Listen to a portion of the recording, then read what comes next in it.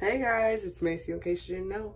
Welcome back to the channel. So today I'm going to show you guys the before and after on our bathroom, give you a little rundown on how I accomplished it. I'm actually pretty proud of the results. You can see a little piece of it right here.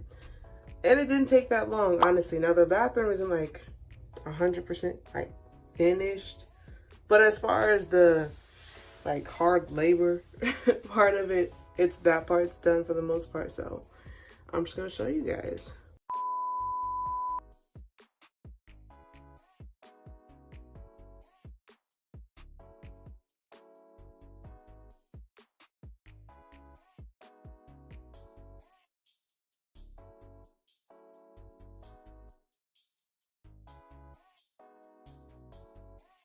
So now that's what we have here.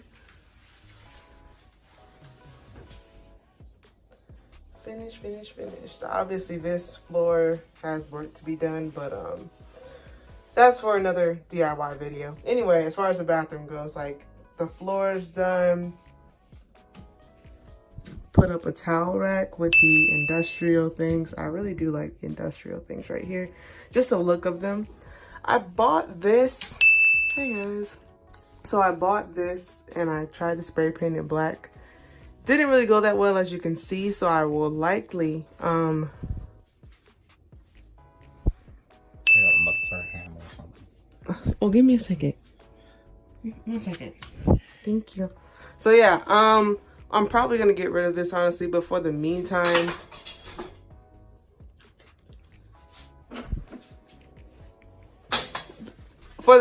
this will do. So I don't yeah. This is what we got for now. Also, I gotta figure out some way I want to cover that. I don't really know what these little hole thingies are, but Michael says they're important, so I guess I can't cover them. I don't know. To be determined. Anyway, I even painted this before it was like a tan color, just so I could go with it. That I spray painted and it turned out a little bit better. Try to do something with the sink. Honestly, I'm probably going to end up replacing that sink altogether. So just stay tuned on Instagram. If you don't follow me on there, follow me on Instagram. That way you can see how this looks in the future, like when I update it. But this is what we got for now. So when walking in the bathroom, you can also see that I have these industrial pipe looking things again with a red shelf. I don't know if I like the red. If you guys comment below, let me know if you think red is like a good accent color. In that case, I can change the carpet to red and maybe the towels, and it might look good.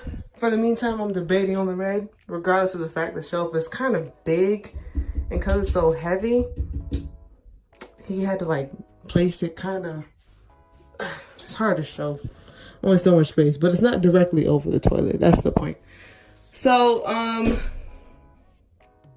I think I'll get smaller shelves and just put like anime, manga figures on it or whatever, just to really accent this room. Along with it, I'll probably have some sort of sign here, something just to fill this space. Like I said, feel free to comment your ideas below, because I'm kind of at a blank for now. I'm just happy that the room is done. Other than that, we have these ceiling panels. Look at this. I'm actually really proud. And I did the floor as well. Everything's covered. So it's like super, it looks really nice. Once again, industrial look with the toilet roll. So I do like that consistency in it.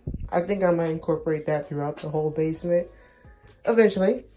Just bought this blue carpet, so it goes pretty well with the blue, obviously. Hides this ugly drain we have here. So anyway, but yeah, then we have the door. It's not perfect, but it's pretty good. Once again, like a robe hanger. I'm just excited. Guys, it looks so much better. So, and of course, the Kingdom Hearts light switch. So yeah, that's really it. However, I am super duper excited. Give you guys one last look around, because it is such a huge difference than what it was. And suddenly, the man cave restroom is done so much better. So, look, he wants me to stop. I'm almost done. I'm ending it now, okay? Anyway, guys, so yeah, I guess I'll just move to the part of the video where I show you guys how I completed this right here. Stay tuned. So the first step would obviously be to get the manga. Michael made his list of his favorite anime shows. So we went to Barnes & Noble and we found them in manga form. I also got some books from Amazon, a few from some local comic book stores. I recommend doing that just because you are going to basically be ripping these books apart. So if you get them used, you definitely save some money. I want to get a better book. Do a video over. So next, you just want to start ripping apart each book. This part can be a little bit tedious because you are ripping every single page from each and every book. What I did was I just ripped the books in half at the seams. From there, I would take off the covers and then starting slowly, just ripping off one page at a time. Once you get the hang of it, you're able to go a little bit faster, but you just want to be careful not to over tear the pages. The next step is to prep the area. Now, unfortunately, I didn't really record this part. It's kind of boring anyway. Michael took down the shelf, our towel bars. I did a really good clean on the area. So I swept, mopped, dusted off the walls, things like that. Because you don't want nasty stuff mixing in with your brush and your glue when you go to put it on there. I also painted beforehand. I painted the cabinet below the sink and also the wall blue. It's a lot easier if you have stuff already pre-painted. That way you don't have to worry about paint getting on your manga pages once you're done with that part. The next step would be for you to get your supplies together. The top 3 most important supplies for this project would be your Mod Podge brush. I got that from Michael's. Next, you want to have the Mod Podge itself. Now, this isn't the actual size that I use. I use the 64 ounce, but as long as you get the glossy version of it, that's really important. That way it can leave a nice finish. Finally, there's the polyurethane. I hope I said that right. Regardless, you just want to get gloss for the floor as like a top coat. So you guys might want to screenshot this page if you're interested in doing this project yourself. It's technically called Decoupage, so I learned something new with that as well. That's the technical name. I used 2.5 tubs of gloss 64 ounce Mod Podge. And also it took 14 manga books to complete this. Granted, I do have a lot of pages left. However, the amount of books that I used gave me a nice variety on the wall. Oh, and of course a plate. Or doesn't necessarily have to be a plate. I just used a paper plate because it was there. So you'll probably only notice this if you are an anime manga fan. But for the most part, I tried not to have any of the comics that were related to each other touch each other. Try to give them some space. So now for the actual decoupage process. For this clip, I already had the walls done. I know I should have recorded it, sorry. But the floor is literally the exact same process, so no worries there. Now, the most time-consuming part of this project is definitely just planning where you want each individual page to go as you get to that page, if that makes sense. So obviously, you wouldn't want to lay this all out in advance. You just want to do it one by one. When you get to your page, you want to lay it out. Make sure that there's no surrounding comics that are similar to it. When you put it down, make sure that there's no gaps or anything. You want to make sure that they're all overlapping. Now, when you pour your glue, you want to make sure that you pour enough. That way you don't have to keep going back and forth, pouring additional glue. After that, you want to lather both sides of your brush with glue.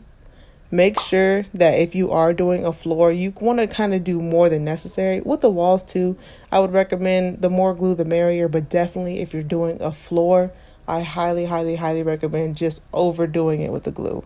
So the process is extremely simple. All you do is cover the area that you just planned out with the glue.